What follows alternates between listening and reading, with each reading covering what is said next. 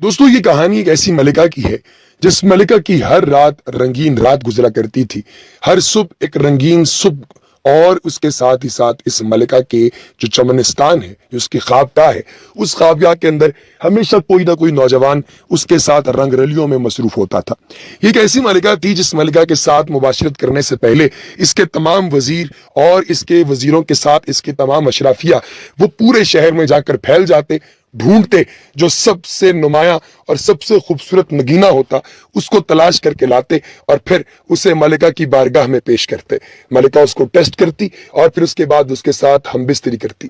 ये सारे मामला काफी अरसे से चल रहे थे और वक्त गुजरने के साथ साथ इनकी शिद्दत में, इनकी इंटेंसिटी में मजीद से मजीद बेहतरी आ रही थी।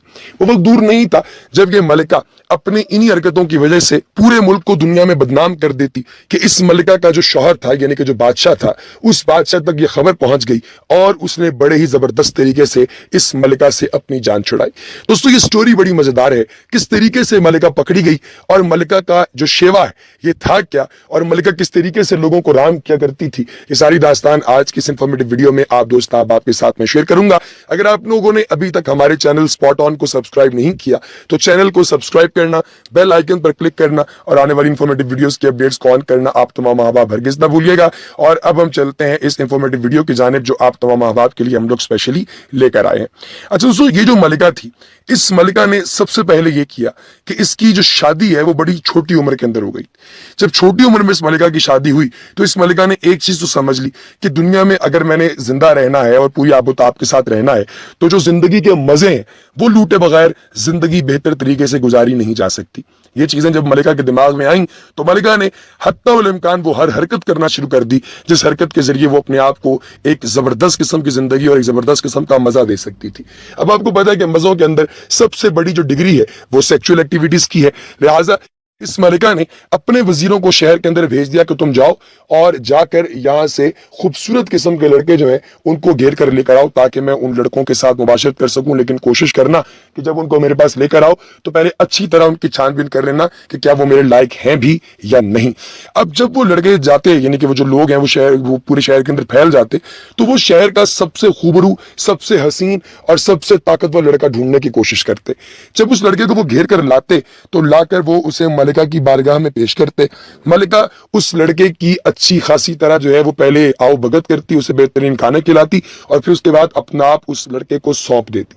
वो लड़का पूरी रात मलिका को खुश करता और सुबह जाने से पहले मलिका उस लड़के को कत्ल कर देती और उस लड़के का जो जिस्म है बिल्कुल उसी तरह का एक मुजस्समा बनाती और उस मुजस्समे को अपने घर के अंदर किसी एक जगह पर टांग देती।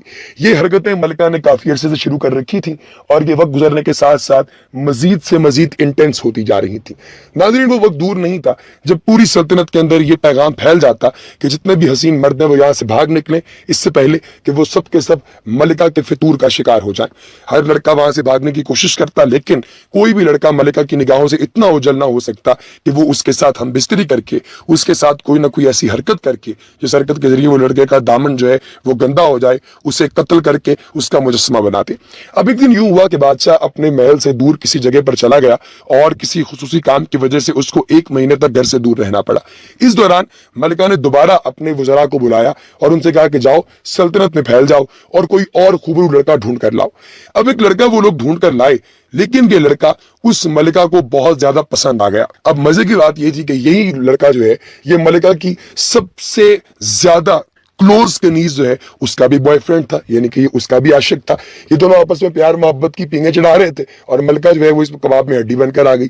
अब जब ये दास्तान हुई तो इनके अंदर एक बड़ी अजीबो गरीब किस्म की कसम पुरसी की जो है वो हालत फैल गई और उनको समझ ना आए कि अब फ्यूचर में किया क्या जाए। मलिका ने अपने वजीरों से कहा कि आप फौरी तौर पर सल्तनत पे जाएं और जाकर एक लड़के को ढूंढ कर लाएं जिस लड़के की भूरी भूरी आंखें हैं। इस लड़के के होंठ बहुत ही प्यारे हैं। मखमली आंखों वाला ये लड़का तुम्हें सल्तनत के उस पार मिलेगा जिस पार कश्ती रानी हुआ करती है।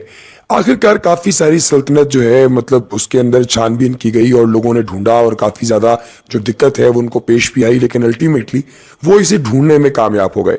जब वो लड़का ढूंढ लिया गया तो उस लड़के को बादशाह सलामत जो है उनकी गैर मौजूदगी में मलिका ने अपने महल के अंदर बुला लिया। अब बुलाने के बाद मलिका ने उसको डायरेक्टली अपनी ख्वाबगाह की जानिब बुला लिया। जब वो ख्वाबगाह के पास आया तो मलिका ने सबसे पहले उसकी महबूबा को उसके सामने लाकर اپنے ہاتھوں سے قتل کر دیا۔ جب اسے قتل کر دیا گیا تو وہ لڑکا ایک چیخ مار کر بے ہوش ہو گیا۔ جب وہ واپس ہوش میں آیا تو ملکہ نے کہا، دیکھو جو شخص میرے علاوہ کسی دوسرے کے ساتھ اپنی محبت کو، اپنے پیار کو شیئر کرتا ہے تو ملکہ اس کا انجام کچھ اس انداز سے دیتی ہے، کیا تم یہ چاہتے ہو کہ مستقبل میں تمہارے ساتھ بھی ایسا ہی ہو، تمہاری بھی گردن اسی طرح کاٹ دی جائے؟ وہ لڑکا کہتا ہے کہ میں ایسا ہرگز نہیں چاہتا۔ تو ملکہ فوری طور پر اسے اپنے ساتھ لے جاتی ہے۔ اس کے بعد کیا ہوتا ہے یہ آپ لوگ بہتر طریقے سے جانتے ہیں، لیکن دوستو یہاں پر ایک چیز بڑی ہی عجیب ہوئی۔ وہ یہ ہوئی کہ وہ لڑکی، جس لڑکی کے عشق میں یہ لڑکا مبتلا تھا، اسی لڑکی کے عشق میں ایک وزیر بھی مبتلا تھا، جس نے فوری طور پر یہ بہتر سمجھا کہ بادشاہ تک پروانہ بھیج دیا جائے، بادشاہ تک پیغام بھیج دیا جائے، بادشاہ کو بلا لیا جائے محل میں کہ آپ کی پیٹھ پیچھے ملکہ اس طرح کی حرکتیں کرتی پھر رہی ہے اور آپ کے جاہ و جلال اور آپ کی عزت و ناموس کی حفاظت کی بجائے اس کو ذلیل کر رہی ہے۔ خیر جب بادشاہ تک پیغام پہنچا تو بادشاہ آنن فانن فوراً اپنے محل کے لیے واپس آ گیا۔ جب وہ اپنے محل پر پہنچا تو اس نے کیا دیکھا کہ اس کی ملکہ کسی دوسرے کے ساتھ رنگ رلیاں منا رہی ہے۔ جب یہ معاملہ دیکھا گیا تو بادشاہ کو فوری طور پر ساری داستان پتہ چل گئی کہ یہ ملکہ کسی ایک لڑکے کو، کسی خوبرو جوان کو اپنے ساتھ محل میں لاتی ہے، اس کے بعد اس کو صبح کے وقت قتل کر دیتی ہے اور پھر اس کا ایک مجسمہ بنایا جاتا ہے تاکہ یہ ملکہ کے ٹرمف کی نشانی رہے کہ اس نے ان لوگوں کو تسخیر کیا ہے۔ اب بادشاہ پوری رات ایک عقب میں بیٹھ کر یہ سارا منظر دیکھتا ہے کہ ملکہ کیا کیا کرتی ہے، اور پھر اگلے ہی روز بادشاہ سلامت اسی ملکہ کا ایک تابوت بنانا شروع کرتے ہیں۔ جب ساری رات ملکہ اپنے معاملات طے کر کے جب صبح کو جاگتی ہے تو بادشاہ سلامت ایک دم سے سامنے سے نمودار ہوتے ہیں اور وہ لڑکا اپنی جان کی امان پا جاتا ہے۔ ملکہ اس سے پہلے کہ اس کا سر قلم کرتی، بادشاہ وہاں پر موجود تھا۔ بادشاہ نے ملکہ سے پوچھا کہ کیا تم بتانا پسند کرو گی یہ سارے معاملات کیا ہیں؟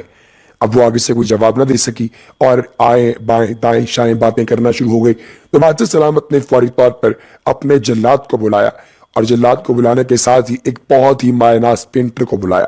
ان دونوں سے کہا کہ تم دونوں کا کام یہ ہے کہ سب سے پہلے جلاد جو ہے وہ اس ملکہ کی گردن پر ایک کلہاڑا رکھے گا، لیکن تب تک اس کی گردن نہیں اتارے گا جب تک یہ پینٹر ملکہ کی تصویر نہیں بنا لیتا اور ایک اسکلپچر آرٹسٹ ملکہ کا ایک مجسمہ نہیں بنا لیتا۔ آپ نے اسے مکمل طور پر قتل نہیں کرنا۔ یہ بات جب کر لی گئی تو فوری طور پر اب ملکہ کو قتل کرنے کی جو ہے وہ سارا سیناریو سٹارٹ ہو گیا۔ اب اس ملکہ کو پوری سلطنت کے سامنے سب سے پہلے اس کی پینٹنگ بنائی گئی، اس کے بعد اس کا بت بنایا گیا اور پھر جلاد نے اس کا سر قلم کر دیا۔ دوستو اس پوری کہانی سے یہ پتہ چلتا ہے کہ آپ کسی کے ساتھ کتنا بھی ظلم کیوں نہ کر لیں، ایک وقت آتا ہے جس وقت میں آپ تمام لوگوں کو کسی نہ کسی طور پر اپنے آپ کو خدائے بزرگ و برتر کی بارگاہ میں پیش کرنا پڑتا ہے۔ اگر اس سے پہلے آپ نے اپنی زندگی بہتر طریقے سے نہیں گزاری یا کم از کم ان پیمانوں پر نہیں گزاری جن پیمانوں پر ایک اچھا اور ایک نیک انسان اپنی زندگی گزارتا ہے، تو اس کا مطلب یہ ہوا کہ آپ نے اپنی زندگی تباہ و برباد کر لی۔ دوستو اسی طریقے سے تاریخ کے اندر بے تحاشا ایسے لوگ ہیں جن کے ساتھ بڑی بڑی زیادتیاں ہوئی ہیں اور کئی عورتیں ایسی ہیں جن کے ساتھ زیادتیاں بے تحاشا ہوئی ہیں۔ جیسے کہ مصر کے اندر اس طرح کا معاملہ ہوتا رہا ہے کہ ایک ٹریجڈی کوئین جو ہے وہ مصر کے اندر پائی جاتی تھی جس کا نام تھا انکسرامون۔ اب وہ اپنے باپ کی ہوس کا نشانہ بنی، پھر اپنے بھائی کی، پھر اس کے بعد اپنے نانا کی۔ ایسا واقعہ نہ تو پہلے کبھی تاریخ میں رونما ہوا تھا اور نہ ہی اس کے بعد ہوا ہے۔ اس کا عالیشان مقبرہ گزشتہ صدی میں دریافت ہوا۔ لیکن دوستو معاملہ یہ ہے کہ کبھی بھی کوئی بھی کام ہو جائے بنیاد سے کہانی شروع کی جاتی ہے، اور انکسرامون کی بھی اگر کہانی دیکھی جائے تو وہ جب شروع ہو گئی تو شروع میں تو اس کے پرابلمز تھے، لیکن الٹیمیٹلی اس ملکہ نے اپنی سلطنت پر اس قدر عذاب ڈھانا شروع کیا، اس قدر اس سلطنت کے اوپر جو ہے وہ اس نے اپنے آپ کو مسلط کرنا شروع کیا اور چیزوں کو برے طریقے سے چلانا شروع کیا کہ الٹیمیٹلی وہ پوری کی پوری سلطنت اس کے ساتھ نفرت کرنا شروع ہو گئی۔ اس سے پتہ یہ چلتا ہے کہ آپ کے ساتھ کتنی بھی زیادتی کیوں نہ ہو جائے، اس کا مطلب ہرگز یہ نہیں کہ آپ اپنے اوپر ہوئی ہوئی زیادتی کو لوگوں کے اوپر مسلط کرنا شروع کر دیں۔